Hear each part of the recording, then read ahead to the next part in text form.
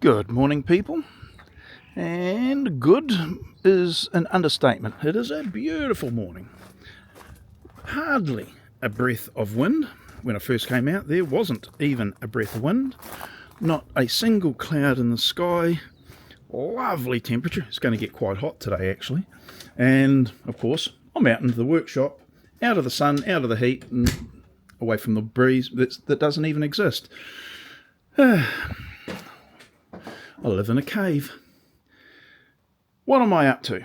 Well, I just want to go over this drill jig setup, show perhaps an opinion that I had on it previously, also the opinion that I had for the steel bar that could be used as the drill guide, the jig, and how my rose-tinted glass wearing had me saying, oh, how good this is to use, and it's this, that, and something else, and then it bit me in the butt.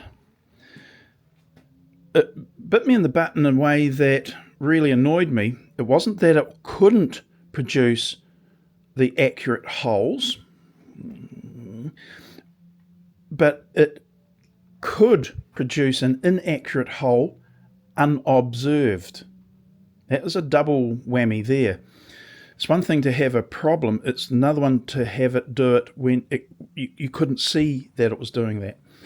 That came down to the fact that I was relying on the friction of the bar and the weight of the bar to be located, and I was happy with that, and that when I'm drilling, because of my downward pressure is now even, because I'm using two hands and not one, I was confident, I was wrong, I was confident that the downward pressure would remain static, or be one, the pressure would be down only.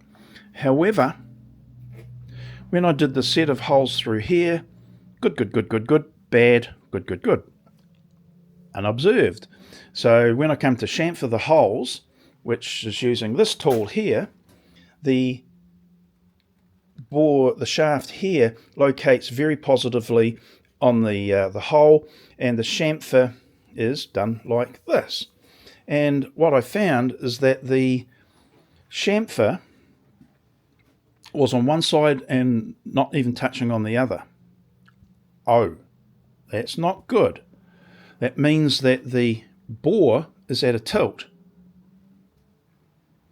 Oh, so how do I now fix that?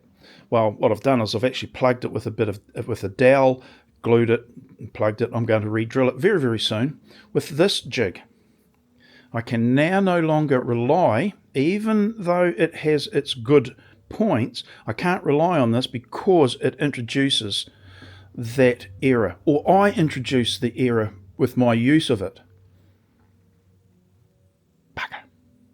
So I had to put that aside and come up with this, which strangely enough was the original idea for doing this, but I thought I was a little bit cleverer than I am, and I made use of that in a smaller form and then the bigger form, and it works so well. Not so much. The solution was very simple. I had a couple of trial runs. It took me like 15-20 minutes to come up with what I don't want to do. And then this is pretty much, and I've tried to critique it, or criticize it even, and it's still holding water. It covers a lot of bases. I made that jig up in about 5 to 10 minutes. Out of a bit of scrap, it's the size it is because it was an offcut, and I was able to make 9 marks using my bar over there. So the accuracy that permits me is to within 0.2 of a mil. Quite happy with that. And those marks were put onto here, and I drilled out these 4 on each side of the center, and I drilled them out on the drill press to 20 millimeters, and I drilled this one out to 13 millimeters. I tapped the custom wood, and I tap it in a particular way that does produce a thread because it's very, very easy to completely decimate the thread because it's MDF after all. Not really the medium you should be tapping. Just suggesting. But if you do it in a particular a way, you stand a better chance of getting a decent thread. And that's what I've got here. Now I'm just going to, hang on, I'm going to put this down because that PVC pipe I was struggling with just then is a firm fit, so just wait there.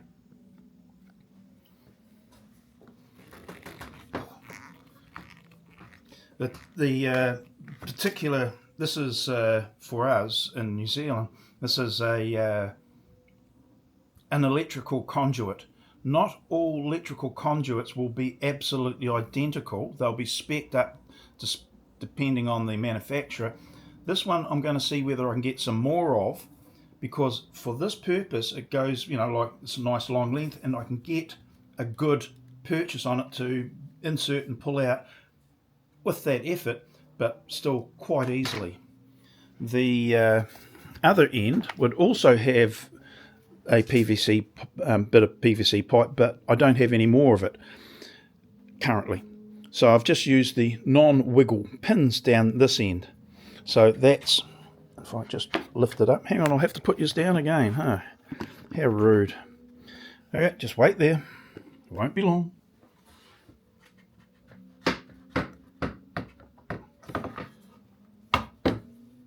Okay, so now I've got a croaky voice, so you'll hear me coughing sometimes, so I apologise for that. Like then. Tapping the melamine carefully, tapping the MDF, there's a big difference.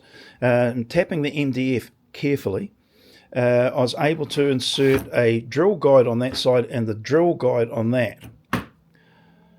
I've actually got another set, the jig coming that this drill bit and this is from, plus the actual holder part.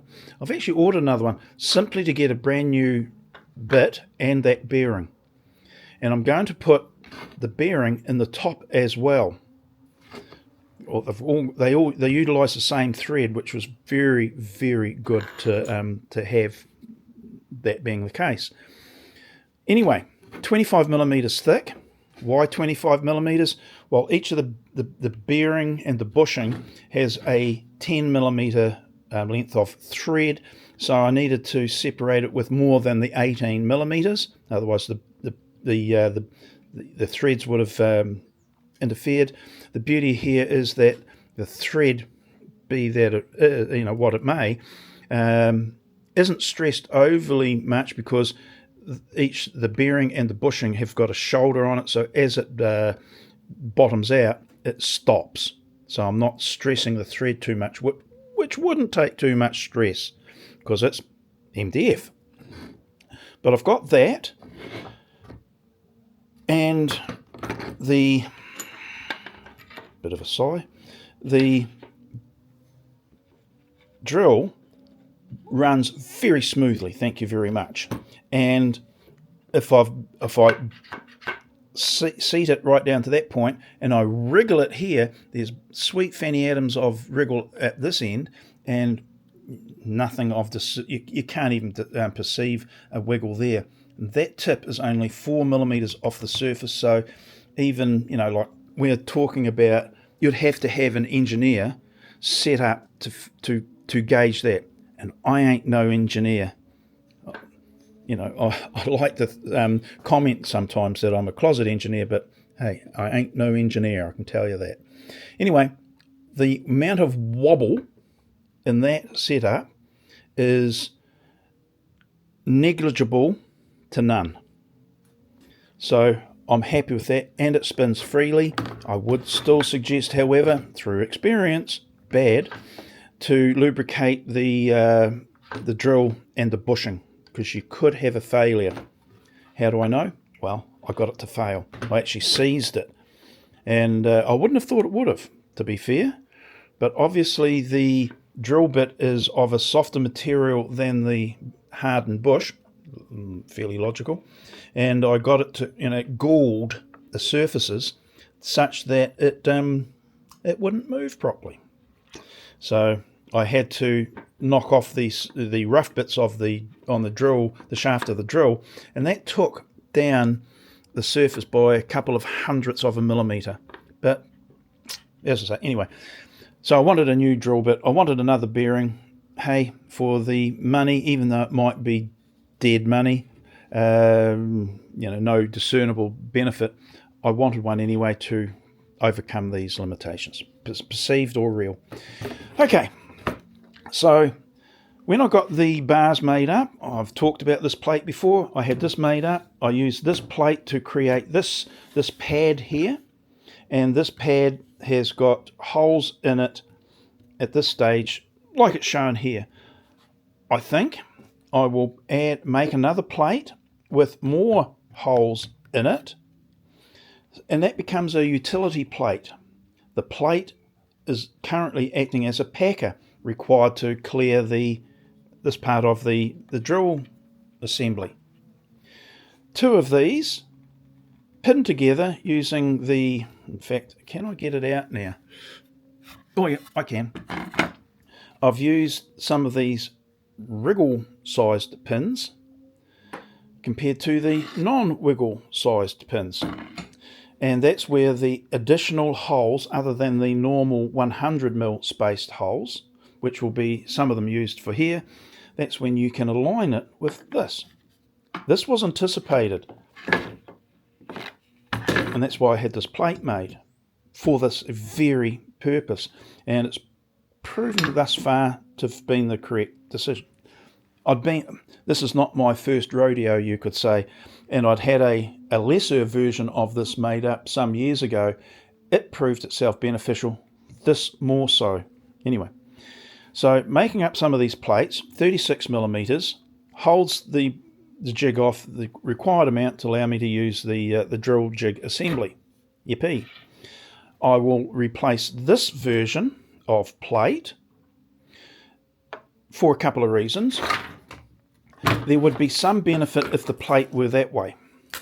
It gives rigidity or stability this way, but it doesn't give it that way. This does. So that's better for that direction. That's better for that direction. That does both. So this can be thrown out or just used for the situations that it's not that critical. Probably thrown out. And then I can make use of these plates, which locate very nicely. Now, here's another... Oh, got that one out. Here's another thing. Let's just see whether I can... Well, hang on, just bear with... Oh, I won't be able to move that. That's been inserted. Shall I talk about it? Yes, I will. I don't want to be sounding like I'm pushing my own barrow in this regards, but nonetheless, this is... Hopefully I'm being quite objective. I was very pleased with this. And it was because the holes drilled in the plates from this have been inserted with the zero wiggle dowels. 6 holes with zero wiggle, and they match up pretty much. Pretty much is the fact that there is no such thing as perfect when you're talking about zero tolerances when you're working with wood and when I'm doing it. And in a woodworking workshop, not an engineer's workshop. It's as close to absolutely spot on, perfect, as I can get because of that rationale. The 6 holes registered with zero wiggle, and I could put the plate into these other holes. And that's a really tight fit, and that's not always a good thing. If I take that plate off and I use these ones that have got a slight undersize to it compared to the zero wiggle, 0.1 of a mil, in fact, I can still use it in there, and the 6 of them together make it, effectively, zero wiggle. How's that possible? You've got, I know this is, I'm over egging a little bit, but it's for the reason that if I've got zero wiggle hole pins in there and it's tight, but I can use the ones that's got some tolerance and it's effectively zero wiggle, how can they both, those two, the logic there is inconsistent. That's why I'm saying this is very tight. If it were 100% perfect, it would slide down buttery smooth and slide up buttery smooth. It's not. It's the tightness is the tolerance or the allowance. So it works, but it is tight. So it's not 100%, is it? And if I use those ones, 6 of them, each one of them must have a little bit of difference in each of the holes. Remember, there's 12 holes, not 6. 6 in the bottom, 6 in the top. Those 12 holes, with all their little slight imperfections, effectively counter each other. So kind of good. So I'm in between a little bit of allowance and absolutely perfect. I'm very, very close to that. So that's nice to have. And that's why it's kind of justifying myself a little bit. But I'm going to put this down, so don't go away. I'm going to try and get this plate up. It might come up okay, or it might. If you don't bring it up bit by bit, it will just bind. But that's the sort of tolerances I was talking about, and to be totally honest, I'm very happy for that sort of level that I've achieved. Yippee. Still got one in there. Now, I've just got a pin there that wanted to stay in. Now, these, hang on, bear with me. These 6 pins, I'm not drawing it out deliberately, just that I'm a bit chatty. Friday morning, so end of the week for most people. It's just see how they go in easily. If I picked it up, they might even fall out. So that's showing that they're a little bit undersized to the 20mm hole that's in the top here. However, that doesn't happen when I use these. They will not simply fall out. In fact, I'll prove the point. If I lift it up, yeah, well, there's one, and if I gave it a bit of a wiggle, more of them would fall out. So there's that. I'm happy with those limitations, be that the limitation is almost imperceptible. So there we go. Now, that 36mm, hang on, here's another one, about to roll off. That 36mm needs something to tie it together, i.e. the pins. Okay, come with me. That 36mm, and as I was reclining last night, I thought, hang on, 36mm aren't the old doors, and this is a solid core door, well, part of a solid core door I used in the workshop for a base for one of my machines. In fact, I think that was the base for my drill press. And then I altered that, so I had these left over. Anyway, they are normally, well, I always thought they were 36mm. Newer doors were more like 34 to 32. They just got lighter and lighter, and because, internal doors really are quite stable. Quite, not very, but anyway. Solid core doors, and this is it's probably about 30 years old. If any movement was going to occur, it would have already done so, but solid core doors are pretty darn stable anyway. Oh, this turns out to be 37.5. Close enough to being able to replace these pads so they don't need registration together, they can be simply registered once, and then I've got my pad suitable to elevate the drill jig up for its intended purpose, doing away with a whole set of alignment pins. Can't be a bad thing. The KISS approach being achieved here, one piece instead of two, and two requiring another item to align it. Well, wouldn't it be better to have to eliminate the alignment pins for those two pieces and only to have one piece? So while I've got it left here, and it was considered to be junk and to be thrown out, I'm going to cut those pieces of door down to the pad size I've got here, drill the holes in it that I think are going to be beneficial, i.e. more than what I've got here. So I'm going to drill them at 50mm centers, and it becomes a utilitarian or a utility pad that can be used in different places. Now, I think sometimes, like as you develop an idea, you change. So you'll make an opinion here saying how good it was, those bars, use it, find a short, its shortcoming, and then change.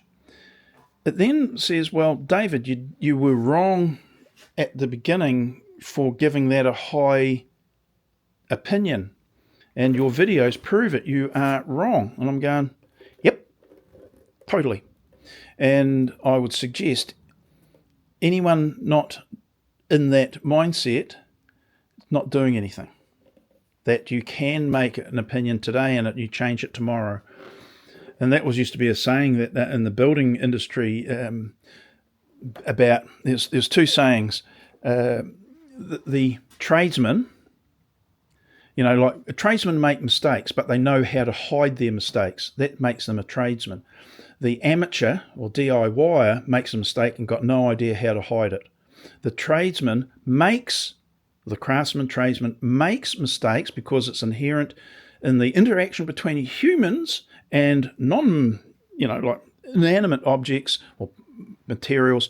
We make mistakes, but we can hide them so that it doesn't hurt the finished project. If not, we have to do something again and repeat the process so that it doesn't show up.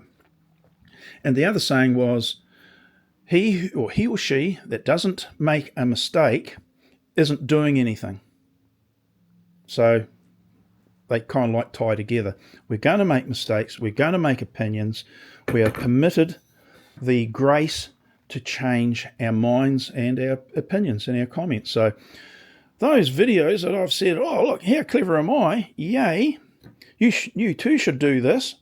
Has to be allowed for the fact that in the future, I might have to change my mind. Well, this was one of them. I thought it was going to work. It did work, and it had one boo-boo that revealed its shortcoming. So I had to change my opinion. I couldn't have carried on using this in the manner that I was. So that is why I have now got this. Let's just see whether I can get these pins out. Yeah, they're actually, probably because I've had them in and out so often, they're not as tight as they once were. Also an issue. There's one thought I had with this, and I've seen other people doing it, and I'm going, I'm not going to use the MFT top like you're using them for a particular reason, and it's called wear. And what I'm trying to do is to not have things wear to where they create a problem. Anyway, I was actually thinking of coating the holes with varnish, with a urethane, which would kind of bugger up the tolerances a little bit, but you can get a reaming tool that actually I haven't got one, that actually redimensions the hole as well as makes the chamfer. I think that would be of benefit. Again, just tossing this out as an idea. But putting urethane down there, it'll soak into the fibres, swelling them somewhat and hardening them, making this sort of thing, as I just said, This was once tighter than it is now. This one is tighter. That one is tighter. So I'm just getting ahead of the game, sort of, maybe. Right, so these, oops, that's a non-wriggle pin. These are wriggle pins, not wobbles, just a wriggle. Those set there. That set like that. All those wee imperfections. Doesn't wriggle. Interesting. Wriggle pin and a wriggle pin. Put it on there. Wiggles. Can you see where I'm going with this? And it will wiggle.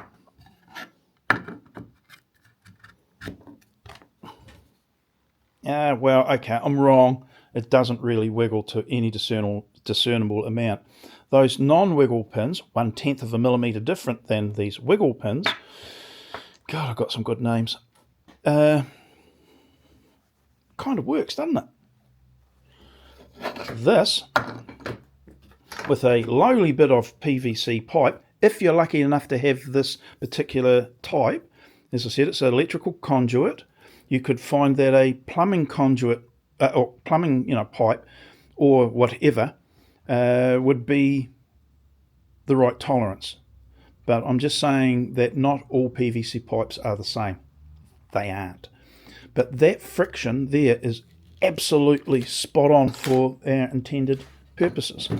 So I can get this into position wherever I want it. Hang on, I'll just move my drill out of the way. In this case, I was able to slide it along a little bit from where I'd been showing other video. Can I get that out? Oh, that's a tight fit. Okay, now I can put my PVC pipe in here. Oh, hang on, bear with me. Oh yeah. Now, what I did there, that you probably couldn't see because I was pointing in the wrong direction, that goes down through all 4 layers. 25, 2 16s and another 18 and then another 18. Really, really good. I would prefer another one of those down here, but if not, I can actually I'll use a wriggle pin. I can put that down. Virtually no wriggle at this point, no wiggle here, so there'll be no discernible wiggle there. If I pull that out and put a non-wiggle pin in, it's locked in. Can't move that way. Can't move that way. Is not tipping. I can then use the drill in an imprudent manner and the damn thing will still drill correctly. Yay! Because that's what you need to be able to rely on this. No clamping. It is clamped. No worry about that. No worry about that. No worry about this or anything else. So a 5 to 10 minute drilling jig, better than all the other clever things I've done until it proves itself wanting. Okay, so I allow now for the fact that I have got rose tinted glasses on. Until I'm aware that I've got them on, I can make these, highfalutin opinions on this, and I've got a drill jig that can be used in multiple positions, even where I am here, or I alter the pads and it's not going to flex that much, it's stout enough that way, 25 millimeters. I can even remake one of these jigs to then have the 13 millimeter hole and therefore the drill bit down the very end to kind of like cantilever off one end when there might be an oddball hole that needs to be drilled for whatever purpose in my top.